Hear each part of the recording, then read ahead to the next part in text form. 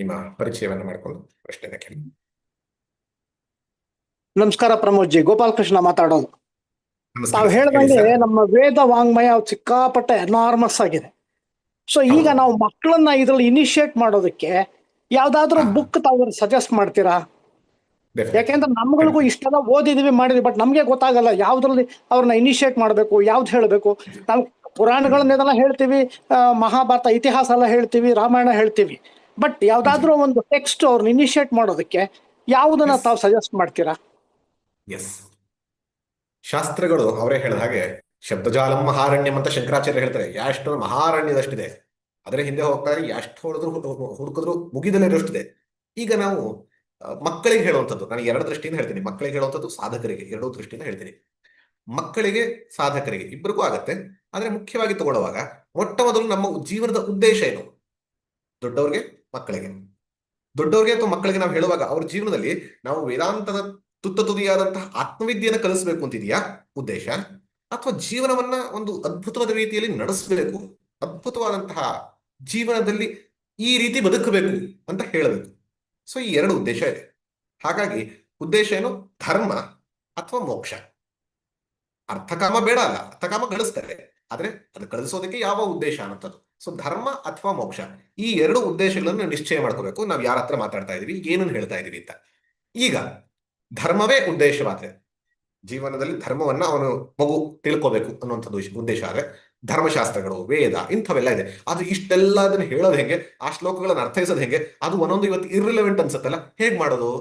ಹಾಗಾಗಿ ಧರ್ಮವನ್ನ ತಿಳಿಸ್ಬೇಕು ಅಂದಾಗ ಇತಿಹಾಸ, ರಾಮಾಯಣ, ಮಹಾಭಾರತ, ಚಿಕ್ಕ ಮಕ್ಕಳಿಗೆ ಕಥೆಯ ರೂಪದಲ್ಲಿ ಹೇಳ್ತಾ ಹೇಳ್ತಾ ಆ ಧರ್ಮ ಸೂಕ್ಷ್ಮತೆಗಳನ್ನು ತಿಳಿಸ್ತಾ, ಆ ಧರ್ಮ ಸೂಕ್ಷ್ಮದಲ್ಲಿ ಯಾವ ರೀತಿ ಧರ್ಮದಲ್ಲಿ ನಿಂತರು ಅನ್ನೋದನ್ನು ತಿಳಿಸ್ಕೊಂಡು, ರಾಮನ ಜೀವನವನ್ನ, ಕೃಷ್ಣ, ಧರ್ಮರಾಜ, ಲಕ್ಷ್ಮಣ, ಭರತ ಇಂಥವರ ಜೀವನವನ್ನ ಪ್ರೇರಣೆಯಾಗಿ ಕೊಟ್ಟು, ನಿನ್ನ ಜೀವನ ಬದುಕಿದ್ರೆ ಈ ರೀತಿ ಇರಬೇಕು, ಹರಿಶ್ಚಂದ್ರನ ತಿಳಿಸ್ಬೇಕು, ಪುರಾಣದಲ್ಲಿ ಬರುವಂತ ಕೆಲವು ಪಾತ್ರಗಳನ್ನ ತಗೊಂಡು ಈ ರೀತಿಯಲ್ಲಿ ಕಥೆಗಳ ಆಧಾರಿತವಾಗಿ ತಿಳಿಸ್ತಾ ತಿಳಿಸ್ತಾ ತಿಳಿಸ್ತಾ ಹೋಗೋದು. ಇನ್ನೂ ಚಿಕ್ಕ ಮಕ್ಕಳು ಅಂದಾಗ ಪಂಚತಂತ್ರಾದಿ ಕಥೆಗಳನ್ನು ಕೂಡ ತಗೊಳ್ಬಹುದು. ಬಟ್ ಮುಖ್ಯವಾಗಿ ಧರ್ಮಶಾಸ್ತ್ರದಲ್ಲಿ ತಗೊಳ್ಳುವಾಗ ರಾಮಾಯಣ, ಭಾರತ, ಪುರಾಣದ ಕೆಲವು ಭಾಗಗಳನ್ನು ತಗೊಳ್ಳುವಂಥದ್ದು ಮಕ್ಕಳಿಗೆ.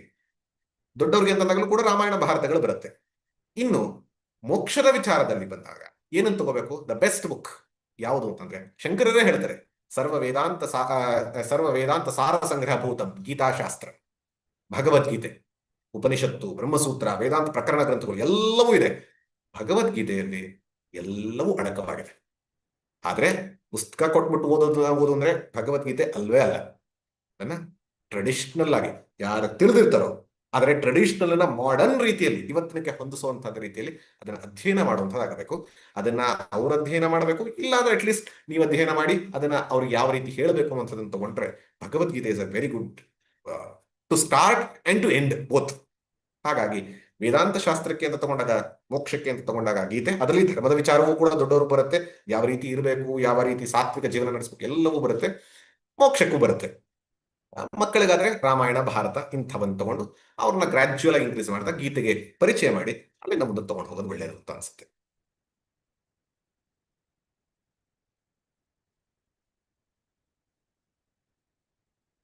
ನಮಸ್ಕಾರ ಗುರುಗಳೇ. ನಮಸ್ಕಾರಮ್ಮ. ನನಗೆ ವಿಶಿಷ್ಟಾದ್ವೈತದ ಬಗ್ಗೆ ಒಂದ್ ಸ್ವಲ್ಪ ಹೇಳ್ತೀರಾ? ನನಗದು ಸರಿಯಾಗಿ ಅರ್ಥ ಆಗಿಲ್ಲ. ಓಕೆ, ಅರ್ಥ ಆಗಿಲ್ಲ ಅಂದ್ರೆ ಇವತ್ತಿನ ವಿಚಾರದಲ್ಲಿ ಬಂದಿಲ್ಲ, ಜನರಲ್ ಆಗಿ ಬೇಕು ಅಂತಾರ ನೀವು?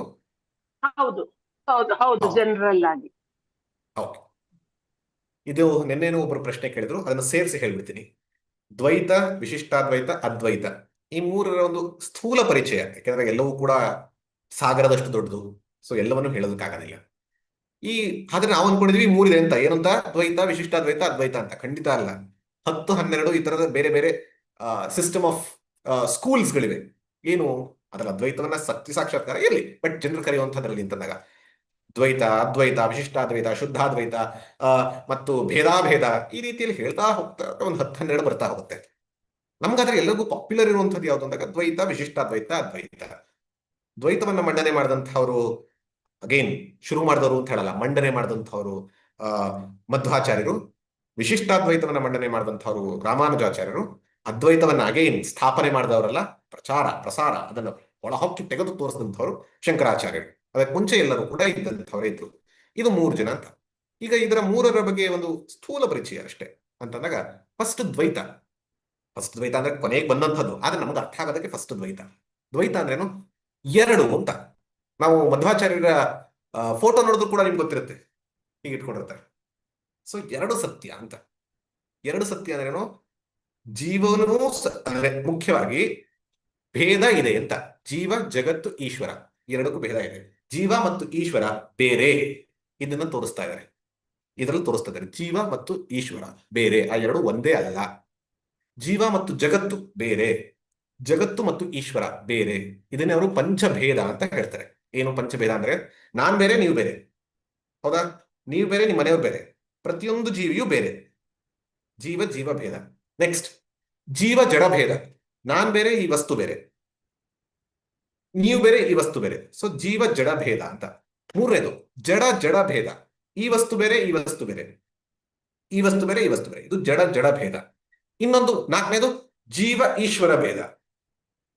ನಾನು ಮತ್ತು ಪರಮಾತ್ಮ ಬೇರೆ. ಐದನೇದು ಜಡ ಈಶ್ವರ ಭೇದ, ಜಡ ಮತ್ತು ಪರಮಾತ್ಮ ಇದು ಬೇರೆ. ಈ 5 ಭೇದಗಳಿರುವಂತಹದ್ದು ದ್ವೈತ. ಇದೆಲ್ಲವೂ ಸತ್ಯ. ಜಗತ್ತು ಸತ್ಯ, ಎಲ್ಲವೂ ಸತ್ಯ, ನೀವು ಸತ್ಯ, ಅದು ಸತ್ಯ, ಎಲ್ಲವೂ ಸತ್ಯ. ಪರಮಾತ್ಮ ಸ್ವತಂತ್ರ, ನಾನು ಪರತಂತ್ರ. ಪರಮಾತ್ಮ ಸರ್ವಾಧಿಷ್ಠಾನ, ನಾನು ಏನೋ ದಾಸ. ಇದರ ಪ್ರಕಾರ ಮೋಕ್ಷ ಅಂದ್ರೆ ಏನಂದ್ರೆ ಸದಾ ನಾನು ಇತ್ಕೊಂಡು ದಾಸನಾಗೇ ಇರೋದು. ಆಮೇಲೂ ಕೂಡ ವಿಷ್ಣು ದಾಸನಾಗಿ ಹೋಗುವಂಥದ್ದು. ಅದರಲ್ಲೂ ಕೂಡ ಹಂತಗಳಿವೆ, ನಿಮಗೆ ಗೊತ್ತಿರುತ್ತೆ. ವಿಷ್ಣು, ಆಮೇಲೆ ಲಕ್ಷ್ಮಿ, ಆಮೇಲೆ ವಾಯುದೇವರು, ಆಮೇಲೆ ರುದ್ರ, ಈ ರೀತಿಯ ಆದಿಶೇಷ ಇದೆಲ್ಲ ಬರ್ತಾ ಹೋಗುತ್ತೆ. ಈ ರೀತಿಯಲ್ಲಿ ಹೇಳುವಂಥದ್ದು. ಇದು ಸತ್ಯವ ಅಂದ್ರೆ ಖಂಡಿತವಾಗ್ಲೂ ಸತ್ಯ. ಎಷ್ಟರ ಮಟ್ಟಿಗೆ? ದೇಹಾತ್ಮದ ದೃಷ್ಟಿಯಲ್ಲಿ ನೋಡಿದಾಗ ನಾನು ಬೇರೆ, ನೀವು ಬೇರೆ, ವಸ್ತುಗಳ ಬೇರೆ, ಪ್ರತಿಯೊಂದು ಬೇರೆ ಬೇರೆ. ಆ ದೃಷ್ಟಿಯಿಂದ ನಾನು ಪರಮಾತ್ಮನ ದಾಸನಾಗಿ ಕೆಲಸ ಮಾಡಿದ್ರೇನೆ ಕರ್ಮಯೋಗದ ರೀತಿಯಲ್ಲಿ ಮಾಡಿದು ಚಿತ್ತಶುದ್ಧಿಯನ್ನು ಗಳಿಸಬಹುದು. ಈ ದೃಷ್ಟಿಯಲ್ಲಿ ಸತ್ಯ. ಆದ್ರೆ ಪರಿಪೂರ್ಣತೆಯ ಅಂತಂದಾಗ ಒಳಹೊಕ್ಕಿ ನೋಡ್ಬೇಕು. ಇದಿಷ್ಟರಲ್ಲಿ ನೋಡಿದಾಗ, ಇದು ಸ್ಥೂಲವಾಗಿ ನೋಡಿದಾಗ ಆ ಒಂದು ದೃಷ್ಟಿಯಲ್ಲಿ ಬರುತ್ತೆ. 1 ಸೆಕೆಂಡ್, ಇಲ್ಲಿ ನಾವು ಬೇಕಾಗ್ತದೆ ಚೂರು.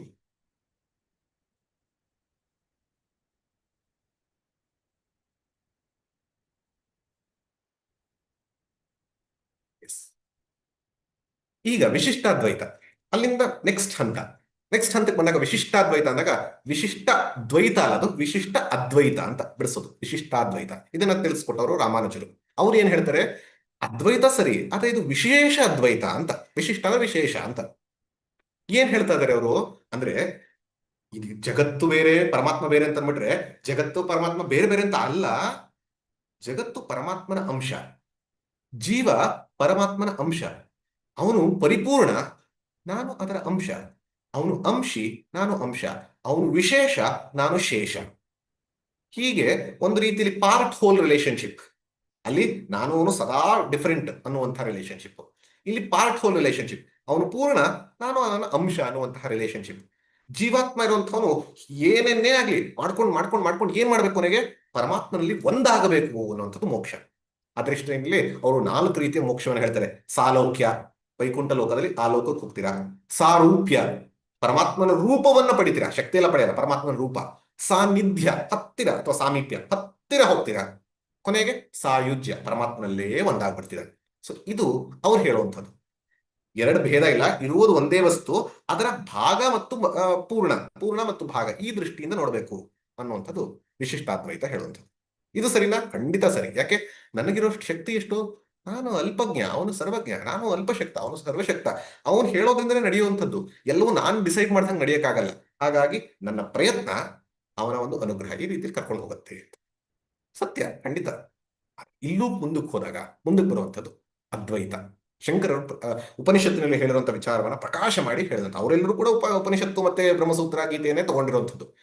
ಎಲ್ಲಕ್ಕೂ ಕೂಡ ಶ್ಲೋಕಗಳು ಅದಕ್ಕೆ ಹೇಳುವಂತಹದ್ದು ಇದ್ದೇ ಇದೆ. ಆದ್ರೆ ಒಳಹೊಕ್ಕು ನೋಡಿ ಕಾಂಟೆಕ್ಸ್ಟ್ ಅಲ್ಲಿ ಕಂಪ್ಲೀಟ್ ಪಿಕ್ಚರ್ನ ನೋಡುವಂಥದ್ದು. ಶಂಕರರು ಬರ್ತಾರೆ, ಕೇಳ್ತಾರೆ, ಏನಪ್ಪಾ ದ್ವೈತ ಸರಿ? ದ್ವೈತ ಸರಿ, ದೇಹದ ದೃಷ್ಟಿಯಿಂದ ನೋಡಿದ್ರೆ ಖಂಡಿತ ಸರಿ.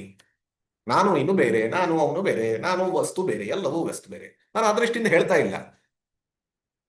ವಿಶಿಷ್ಟಾದ್ವೈತ ಸರಿ, ಖಂಡಿತ ಹೌದು. ಯಾಕೆ? ನನ್ನ ಶಕ್ತಿ ನಿನ್ನ ಶಕ್ತಿ ಬೇರೆ, ನಿಮ್ಗಿರುವಂತಹ ಬುದ್ಧಿಮತ್ತೆ ಬೇರೆ, ನನ್ನ ಬುದ್ಧಿಮತ್ತೆ ಬೇರೆ, ನಿಮ್ಗಿರುವಂತಹ ಕೈ ಶಕ್ತಿ ಬೇರೆ, ನನಗೆ ಶಕ್ತಿ ಬೇರೆ. ಪರಮಾತ್ಮ ಎಲ್ಲವೂ ಶಕ್ತಿ ಎಲ್ಲ ಇದೆ, ಆ ದೃಷ್ಟಿಯಿಂದಲೂ ಬೇರೆ. ಮತ್ತೇನ್ ಹೇಳ್ತಾರೆ ಅದ್ವೈತ ಅಂತಂದ್ರೆ ಅಂತ ಅಂದಾಗ ಅಲ್ಲಿ ಬರುವಂಥದ್ದು ಸ್ವರೂಪ, ಅದರ ಒಂದು ಎಸೆನ್ಸ್, ಆ ಎಸೆನ್ಷಿಯಲ್ ಒನ್ನೆಸ್. ಅದು ನಾಳೆ ನಿಮ್ಗೆ ಇನ್ನೂ ವಿಚಾರ ಗೊತ್ತಾಗತ್ತೆ, ಅದು ವಿಚಾರ ಹೇಳ್ತಾರೆ. ಸೊ ಆ ಎಸೆನ್ಷಿಯಲ್ ಒನ್ನೆಸ್ ಅದನ್ನ ತಿಳಿಸ್ಕೊಡೋದ್ರ ಮೂಲಕ ಆ ವಸ್ತುವಿನ ಸ್ವರೂಪದ ದೃಷ್ಟಿಯಲ್ಲಿ ನೋಡಿದಾಗ ಇರುವುದು ಒಂದೇ ವಸ್ತು, ಎರಡನೇ ವಸ್ತುವೇ ಇಲ್ಲ. ಇರುವುದು ವಿಶ್ವ ಚೈತನ್ಯ. ಆ ವಿಶ್ವ ಚೈತನ್ಯವೇ ಭಗವಂತನಾಗಿ, ಆ ವಿಶ್ವ ಚೈತನ್ಯವೇ ಜೀವವಾಗಿ, ಆ ವಿಶ್ವ ಚೈತನ್ಯವೇ ವಿಶ್ವವಾಗಿ ತೋರ್ತಾ ಇದೆ. ಅದಕ್ಕೆ ನೀವು ಹೆಸರು ಕೊಡ್ತಾ ಇದ್ದೀರಾ. ಅದೆಲ್ಲವೂ ತೋರಿಕೆಗಳು, ಸತ್ಯ ಒಂದೇ ವಸ್ತು. ಇದು ಸತ್ಯವ ಒಳಹಕ್ಕು ನೋಡೋದು ಸರಿ. ಇದು ಹೇಗೆ ಅಂತ ಒಂದು ಉದಾಹರಣೆಯ ಮೂಲಕ ಹೇಳೋದಾದ್ರೆ, ನಾನು ಹಲವಾರು ಸರಿ ಹೇಳ್ತೀನಿ, ವೇವ್ ಅಂಡ್ ಓಷನ್ ಅಂತ ತಗೊಳ್ಳಿ. ಅಂದ್ರೆ ಈ ಅಲೆಗಳು ಮತ್ತು ಸಮುದ್ರ, ಈ ಅಲೆಗಳು, ಸಮುದ್ರ, ಈ ಮೂರನ್ನು ಇದ್ರಲ್ಲಿ ಹೊಂದಿಸಬಹುದು.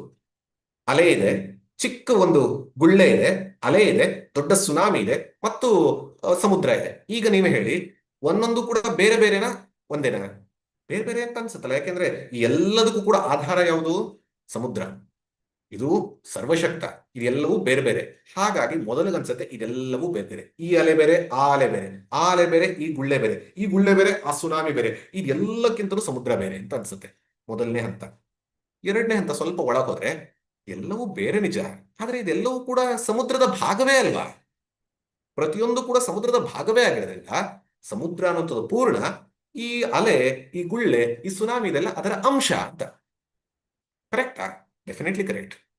ಈಗ ಮೂರನೇ ಹಂತದಲ್ಲಿ ಹೋದಾಗ ನೀವೇ ಯೋಚನೆ ಮಾಡಿ, ಸಮುದ್ರ ಅಂದ್ರೇನು, ಅಲೆ ಅಂದ್ರೇನು, ಗುಳ್ಳೆ ಅಂದ್ರೇನು, ಸುನಾಮಿ ಅಂದ್ರೇನು? ಅದೆಲ್ಲವೂ ಕೂಡ ವಸ್ತುತಃ ಏನು? ಎಸೆನ್ಸ್. ವಸ್ತುತಃ ಏನು?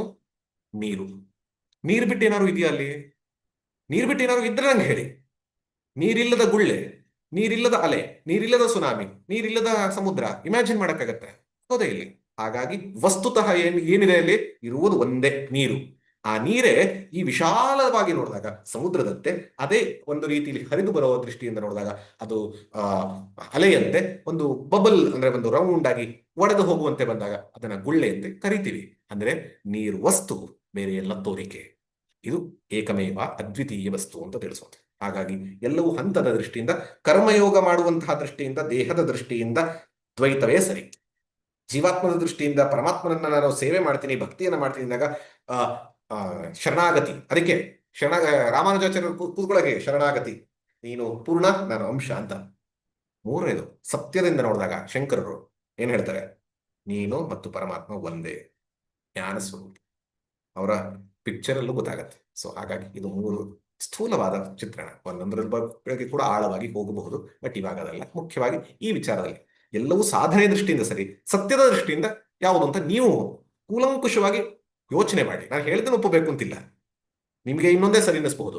ಆದ್ರೆ ಅದನ್ನ ಶ್ರುತಿ, ಯುಕ್ತಿ, ಅನುಭವ ಮೂರನ್ನು ಕೂಡ ಫಿಲ್ಟರ್ ಹಾಕಿ ನೋಡಿ, ಯಾವ್ದು ಸರಿ ಅನ್ಸುತ್ತೋ ಅದನ್ನು ತಗೊಳ್ಳಿ. ನಿಮ್ಗೆ ವಿವೇಚನೆ ಬಿಟ್ಟಿರುತ್ತೆ.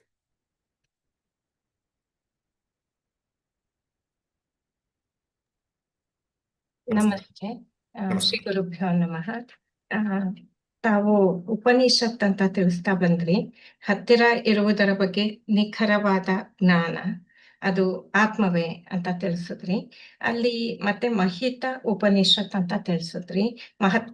ಮಹತ್ತಾಗಿರುವಂಥದ್ದು, ಪೂಜಿಸಲ್ಪಡುವುದು ಅಂತ. ಎಲ್ಲಾ ಉಪನಿಷತ್ತುಗಳಿಗೂ ಈ ಮಹಿತೋಪನಿಷತ್ ಅಂತೀವ, ಅಥವಾ ಮಹಿತೋಪನಿಷತ್ ಅಂತಲೇ ಒಂದೇನಾದ್ರು ವಿಭಾಗ ಇದೆಯಾ? ಎಲ್ಲ ಉಪನಿಷತ್ತುಗಳ ವಿಚಾರವೂ ಕೂಡ ಆತ್ಮವಿದ್ಯೆಯೇ ಆಗಿರೋದ್ರಿಂದ ಎಲ್ಲ ಉಪನಿಷತ್ತುಗಳು ಮಹಿತೋಪನಿಷತ್ತೆ, ಯಾವ ಸಂಶಯವೂ ಇಲ್ಲ. ಹಾಗಾದ್ರೆ ಈ ಉಪನಿಷತ್ ತಗೊಳ್ಬೇಕು ಅಂತಿಲ್ಲ. ಎಲ್ಲ ಉಪನಿಷತ್ತುಗಳ ವಿಷಯ ಒಂದೇ ಆಗಿದೆ, ಅದೇ ಆತ್ಮ ಬ್ರಹ್ಮ ಐಕ್ಯ. ಹಾಗಾಗಿ ಎಲ್ಲ ಉಪನಿಷತ್ತುಗಳು ಮಹತ್ತಾಗಿರುವಂಥದ್ದೇ, ಪೂಜ್ಯವಾಗಿರುವಂಥದ್ದೇ. ಆದ್ರೆ ನಮ್ಗನ್ಸುತ್ತೆ ಶಂಕರಾಚಾರ್ಯರು ಅಥವಾ ಮಧ್ವಾಚಾರ್ಯರು ಅಥವಾ ರಾಮಾನುಜರು ಎಲ್ಲರೂ ಬರೆದಿರೋದು 10-11 ಉಪನಿಷತ್ತುಗಳಿರೋದ್ರಿಂದ, 13-14 ಉಪನಿಷತ್ತುಗಳಿಂದ ಇದನ್ನ ಮಹಿತೋಪನಿಷತ್ ಅನ್ಬೋದಂತ? ಖಂಡಿತ ಅಲ್ಲ. ಶಂಕರರು ಯಾವ್ದು ಬರೆದ್ರು ಅದಕ್ಕೆ ನೆಕ್ಸ್ಟ್ ಮಧ್ವರು, ರಾಮಾನುಜರು ಎಲ್ಲರೂ ಬರೆದಂಥದ್ದು. ಯಾಕೆ ಬರೆದ್ರು ಅಂತಂದಾಗ, ಬ್ರಹ್ಮಸೂತ್ರದಲ್ಲಿ ಯಾವ 555 ಸೂತ್ರಗಳಿದೆ, ಅದರಲ್ಲಿ ಯಾವ್ಯಾವ ಕಾಂಟ್ರಡಿಕ್ಷನ್ಸ್ಗಳು ಬರುತ್ತೆ ಅಂತಂದಾಗ ಅಲ್ಲಿ ಬೇರೆ ಬೇರೆ ಉಪನಿಷತ್ತುಗಳಿಂದ ವ್ಯಾಸರು ಉಪನಿಷತ್ತುಗಳನ್ನ ಒಂದು ಅಧಿಕರಣಗಳನ್ನಾಗಿ ಕೊಟ್ಟರು. ಅದನ್ನ ಸಮೀಕರಣಿಸಕ್ಕೆ ಹೋಗಿ 10-11 ಉಪನಿಷತ್ತುಗಳು. ಈ 10-11 ಉಪನಿಷತ್ತುಗಳಲ್ಲಿ ಎಲ್ಲವೂ ಸೇರುತ್ತೆ. ಈವನ್ ಒಂದು ಉಪನಿಷತ್ತನ್ನ ಸರಿಯಾಗಿ ಅಧ್ಯಯನ ಮಾಡಿದ್ರೆ ಅದರಲ್ಲೇ ಪರಿಪೂರ್ಣತೆಯೂ ಆಗತ್ತೆ, ಯಾವ ಸಂಶಯವೂ ಇಲ್ಲ. ಯಾವ ಉಪನಿಷತ್ತು ತಗೊಂಡ್ರು ಕೂಡ ಒಂದು ಉಪನಿಷತ್ತಲ್ಲಿ ಆಗತ್ತೆ. ಆದ್ರೆ ಈ 10-11 ಉಪನಿಷತ್ತಿನಲ್ಲಿ ಉಪನಿಷತ್ತುಗಳನ್ನ ಬ್ರಹ್ಮಸೂತ್ರದಲ್ಲಿ ಚಿಂತಿಸಿ ವಿಶ್ಲೇಷಿಸಿರೋದ್ರಿಂದ ಇದನ್ನ ಮುಖ್ಯ ಉಪನಿಷತ್ತುಗಳು ಅಂತ ಕರೀತಾರೆ. ಉಪನಿಷತ್ತುಗಳಲ್ಲೆಲ್ಲೂ ಕರೆಯಲ್ಲ ನಾವು ಟ್ರೆಡಿಷನಲಿ, ಯಾಕೆಂದ್ರೆ ಇದೆಲ್ಲವನ್ನು ಕೂಡ ಹೆಚ್ಚು ಅಧ್ಯಯನ ಮಾಡ್ತಿರೋದ್ರಿಂದ. ಹಾಗಾಗಿ ಯಾವ ಉಪನಿಷತ್ತುಗಳಾದ್ರೆ ಅದು ಮಹಿತೋಪನಿಷತ್, ಯಾವುದೇ ಸ್ಪೆಷಲ್ ಮಹಿತೋಪನಿಷತ್ ಅಂತ ಹೆಸರಿಲ್ಲ ಅಂತ. ಪ್ರಮೋದ್ಜಿ, ನಮಸ್ಕಾರ. ಪ್ರೇಮ ಅವರು ಯೂಟ್ಯೂಬ್ ನಲ್ಲಿ ಪ್ರಶ್ನೆ ಕೇಳಿದ್ದಾರೆ. ಶಾಂತ ಎಂದರೇನು ಅಂತ ಮತ್ತೆ ವಿವರಿಸ್ತೀರಾ ಅಂತ. ಏನ ಶಾಂತ ಅಂತ? ಅಂತವಿರುವಂಥದ್ದು ಶಾಂತ, ಅಂತವಿಲ್ಲದ್ದು ಅನಂತ ಅಂತ. ಈಗ ಯಾರ್ದಾದ್ರು ಜೊತೆ ಹೋಗ್ಬೇಕಾದ್ರೆ ನಾವೇನಂತೀವಿ, ಆ ಸಪರಿವಾರ ಅಂತ ಹೇಳ್ತೀವಿ. ಮನೆ ಕರೆಯುವಾಗ ಸಪರಿವಾರ ಬನ್ನಿ ಅಂತ, ಅಂದ್ರೆ ಪರಿವಾರ ಸಮೇತ. ಹಾಗೆ ಅಂತ ಸಹಿತವಾಗಿರುವಂತಹದನ್ನ ಸಾಂತ ಅಂತಾರೆ. ಏನು ಸಾಂತ? ಯಾವುದೇ ವಸ್ತು ನಮ್ಮ ಜೀವನದಲ್ಲಿ ಸಿಕ್ಕಿದ್ದು ಸಾಂತವೇ. ಯಾಕೆ? ನಮಗೆ ಸಿಕ್ಕಂತಹ ವಸ್ತು ನಮ್ಮನ್ನ ಬಿಟ್ಟು ಹೋಗೇ ಹೋಗುತ್ತೆ. ಅದು ನಾವು ತಿನ್ನುವಂತಹ ವಸ್ತು ನಾಲಿಗೆಯಲ್ಲಿ ಕ್ಷಣ ಮಾತ್ರವಿದ್ದು ಹೊಟ್ಟೆಯಲ್ಲಿ ಹೋಗಿ ವರ್ಷಗಟ್ಟಲೆ ಇರ್ಬೋದು, ಕೊಲೆಸ್ಟ್ರಾಲ್ ಆಗಿ, ಕೊಬ್ಬಾಗಿ, ಬಟ್ ಕ್ಷಣ ಮಾತ್ರ. ನಾನು ಪಡೆಯುವಂತಹ ಗಳಿಕೆಗಳು ಹೋಗೇ ಹೋಗುತ್ತೆ. ಏನ್ ಬಂತು, ಜನ ಸುತ್ತಮುತ್ತಲ ನನ್ನ ಹತ್ತಿರದವರು ಅವ್ರು ಬಿಟ್ಟು ಹೋಗ್ತಾರೆ, ನಾನೇ ಅವ್ರನ್ನ ಬಿಟ್ಟು ಹೋಗ್ತೀನಿ. ಇಷ್ಟು ಪ್ರೀತಿ ಪಾತ್ರವಾಗಿರುವಂತಹ ದೇಹ ಏನು, ಇದು ಕೂಡ ಸಾಂತವೇ, ಕೊನೆಗೆ ಎಂಡ್ ಆಗ್ಲೇಬೇಕು. ಹಾಗಾಗಿ ಜಗತ್ತಿನಲ್ಲಿ ಸಿಗುವಂತಹ ಪ್ರತಿಯೊಂದು ಕೂಡ ಅರ್ಥ, ಕಾಮ, ಧರ್ಮ ಎಲ್ಲವೂ ಕೂಡ ಸಾಂತ. Means it is going to end. ನೀವು ಏನನ್ನೇ ಗಳಿಸೋದು it is going to end. ಅನಂತ ಅಂದ್ರೇನು? ಅಂತವಿಲ್ಲದ್ದು. ಯಾವುದನ್ನ ಗಳಿಸ್ಬೇಕು ಅಂದ್ರೆ ನೀವು ಇನ್ನು ಕಳ್ಕೊಳ್ಬಾರ್ದು, ಅಂಥದನ್ನ ಗಳಿಸ್ಬೇಕು. ಯಾವುದೇ ಗಳಿಕೆ ಬಂದರೂ ಕೂಡ ಮ್ಯಾನುಫ್ಯಾಕ್ಚರಿಂಗ್ ಡೇಟ್ ಇರುತ್ತೆ, ಎಕ್ಸ್ಪೈರಿ ಡೇಟ್ ಆಗುತ್ತೆ. ಹಾಗಾದ್ರೆ ಯಾವುದನ್ನ ಗಳಿಸಿದ್ರೆ ಕಳ್ಕೊಳ್ಳೋದಲ್ಲೇ ಇರೋದಾಗ, ಯಾವುದು ನಾನು ಆಗ್ಲೇ ಆಗಿದ್ದೀನೋ ಅದನ್ನ ಕಳ್ಕೊಳ್ಳೋದಕ್ಕಾಗೋದಿಲ್ಲ. ಹಾಗಾಗಿ ನನ್ನ ಪರಿಪೂರ್ಣತೆ ಅನ್ನುವಂಥದ್ದು ನನ್ನ ಸ್ವರೂಪವೇ ಆಗಿದೆ. ಅದನ್ನ ತಿಳ್ಕೊಳ್ಳೋದು ಅದು ಸಾಂತವಲ್ಲ, ನಂತ.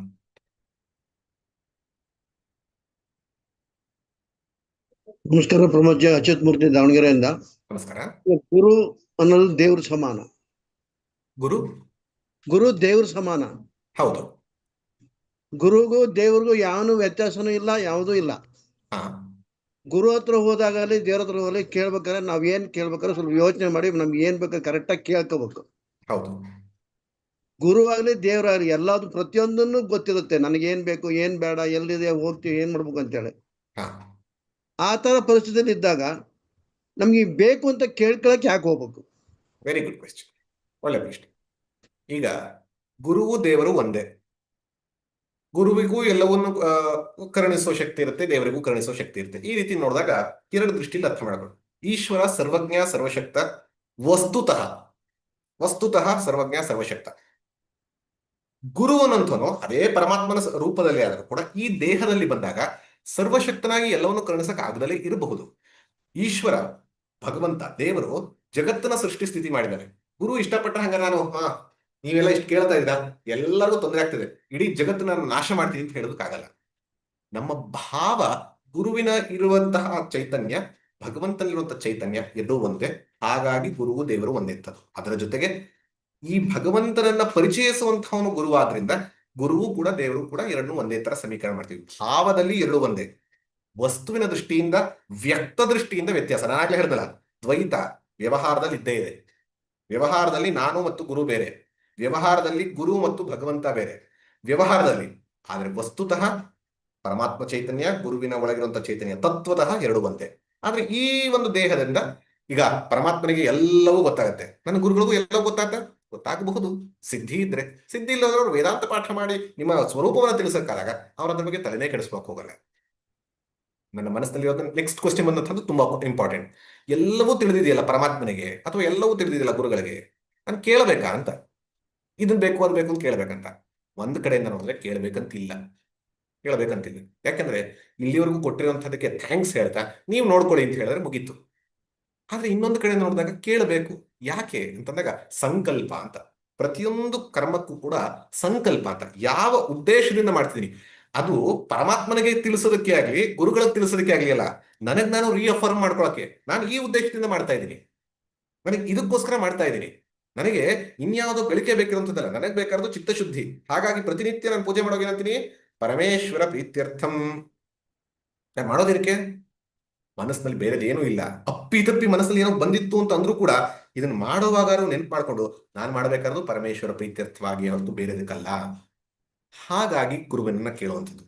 ಅಷ್ಟರ ಜೊತೆಗೆ ಇಲ್ಲಿ ಗುರುವಿನ ಕೇಳಬೇಕು ಅನ್ನುವಂಥದ್ದು ಏನಂದ್ರೆ, ಈ ಉಪನಿಷತ್ತಿನ ವಿಚಾರಗಳನ್ನ ಕೇಳದಲ್ಲೇ ಹೇಳ್ಕೊಡಬಾರ್ದು ಅಂತ ಟ್ರೆಡಿಷನ್. ಕೇಳದಲ್ಲೇ ಹೇಳ್ಕೊಡ್ಬಾರ್ದು ಅಂತ. ಯಾಕೆಂದ್ರೆ ಇದು ರಹಸ್ಯ ವಿದ್ಯೆ. ರಹಸ್ಯ ವಿದ್ಯೆ ಅಂದ್ರೆ ಮುಚ್ಚಿಟ್ಟಿರುವಂತ ವಿದ್ಯೆ ಅಂತಲ್ಲ. ಸುಮ್ಮನೆ ಕೇಳಿಸ್ಕೊಂಡ್ರಿಗೆ ಅರ್ಥ ಆಗೋದಿಲ್ಲ. ಯಾರು ನಿಜವಾಗಿ ಆ ಅಧಿಕಾರಿತ್ವವನ್ನ, ಆ ಯೋಗ್ಯತೆಯನ್ನ ಪಡೆದು ಬಂದು ನನಗಿದೇ ಬೇಕು ಅಂತ ಕೇಳ್ತಾನೋ ಅವನಿಗೆ. ಇಲ್ಲಾಂದ್ರೆ ನೀವೇ ಯೋಚನೆ ಮಾಡಿ, ನಾನು ಇವಾಗ ನಿಮ್ಗೆಲ್ಲ ಹೇಳ್ತಿರಲಿಲ್ಲ, ಇದೆಲ್ಲ ಗಳಿಸೋದೆಲ್ಲ ಏನು, ನಿಜವಾಗಿ ಗಳಿಸ್ಬೇಕಾದ್ರೆ ಅಂದ್ರೆ ಆತ್ಮವಿದ್ಯೆ ಅಂತ. ಇದನ್ನ ನಾನು ಹೋಗ್ಬಿಟ್ಟು ಸ್ಕೂಲು ಕಾಲೇಜುಗಳಲ್ಲಿ ಇದೇ ರೀತಿ ವೈರಾಗ್ಯದ ರೀತಿಯಲ್ಲಿ ಹೇಳಿದ್ರೆ ಆ ಮಕ್ಕಳುಗಳು ಓದೋದಕ್ಕೆ ಇಷ್ಟ ಇಲ್ಲದೆ ಇರುತ್ತೆ. ಇಂಥ ವಿಷಯ ಬಂದಾಗ ಈ ಕಡೆ ಓದೋದನ್ನು ಬಿಡುತ್ತೆ, ಈ ಕಡೆ ಆ, ಮುಖ್ಯವಾಗಿ ಆತ್ಮಜ್ಞಾನವೂ ಆಗೋದಿಲ್ಲ. ಹಾಗಾಗಿ ಎಲ್ಲರಿಗೂ ಎಲ್ಲ ಸಂದರ್ಭದಲ್ಲೂ ಇದಲ್ಲ. ಯಾರಿಗೆ ಮೆಚುರಿಟಿ ಬರುತ್ತೋ, ಆ ಪ್ರಬುದ್ಧತೆ ಬರುತ್ತೋ, ಪ್ರೌಢತೆ ಬರುತ್ತೋ, ಅವರು ಬಂದು ಕೇಳಿದಾಗ ಕೊಡಬೇಕು ಅಂತ. ಹಾಗಾಗಿ ಈ ಉಪನಿಷತ್ತಿನ ವಿಚಾರವನ್ನ, ಆತ್ಮವಿಚಾರವನ್ನ, ನಿಮ್ಮ ಸಂಶಯಗಳನ್ನ, ನಿಮಗೆ ಸಂಶಯ ಇದೆಯಲ್ಲೋ ನನಗೆ ಹೆಂಗ್ ಗೊತ್ತಾಗುತ್ತೆ? ನೀವು ಕೇಳ್ಬೇಕು. ಇವಾಗ ನೋಡಿ, ನೀವು ಅಚ್ಯುತ್ ಮೂರ್ತಿ ಪ್ರತಿನಿತ್ಯ ಬಂದು ಪ್ರಶ್ನೆ ಕೇಳ್ತೀರಾ, ಏನು ನಿಮ್ಮಲ್ಲಿರುವಂತ ಪ್ರಶ್ನೆ ನಿಮ್ಗೆ ಅನಿಸ್ತದೆ, ಇವ್ರಿಗೆ ಗೊತ್ತಾಗ್ಲಿ ಬಿಡಿ, ಪ್ರಶ್ನೆಗಳೆಲ್ಲ ಅವರ ಮನಸ್ಸಲ್ಲಿ ಉತ್ತರ ಹೇಳಿದ್ರೆ ನಿಮ್ಮ ಪ್ರಶ್ನೆ ಪರಿಪ್ರಶ್ನೆಯ ಸೇವೆಯ ಪರಿಪ್ರಶ್ನೆಯಿಂದ ಸೇವೆ ಮಾಡಬೇಕು. ಹಾಗಾಗಿ ಪರಿಪ್ರಶ್ನೆಯನ್ನ ಮಾಡಬೇಕು. ಏನು ಕೇಳಬೇಕೋ ಕೇಳೋದಕ್ಕೆ ಸಂಕಲ್ಪದ ದೃಷ್ಟಿಯಿಂದ ಕೇಳುವಂಥದ್ದು. ಆದ್ರೆ ಕೇಳುವಂಥದ್ದು ಏನನ್ನು ಕೇಳ್ತಾ ಇದ್ದೀವಿ ಅದಕ್ಕೆ ಹುಷಾರಾಗಿರ್ಬೇಕು. ಯಾತಕ್ಕೋಸ್ಕರ ಕೇಳ್ತಾ ಇದ್ದೀವಿ ಮತ್ತು ಯಾವ ಭಾವದಲ್ಲಿ ಕೇಳ್ತಾ ಇದ್ದೀವಿ, ಇದನ್ನ ನಾವು ಕರೆಕ್ಟ್ ಆಗಿ ಇಟ್ಕೊಂಡ್ರೆ ಒಳ್ಳೆಯದು.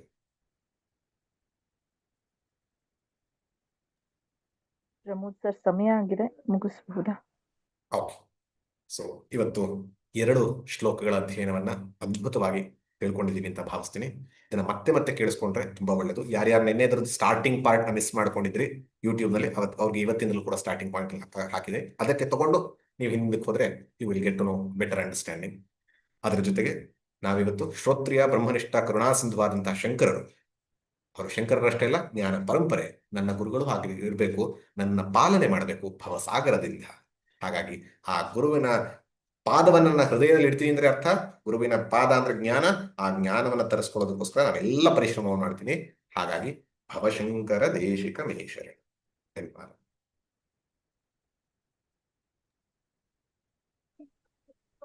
ಧನ್ಯವಾದಗಳು ಪ್ರಮೋದ್ ಸರ್.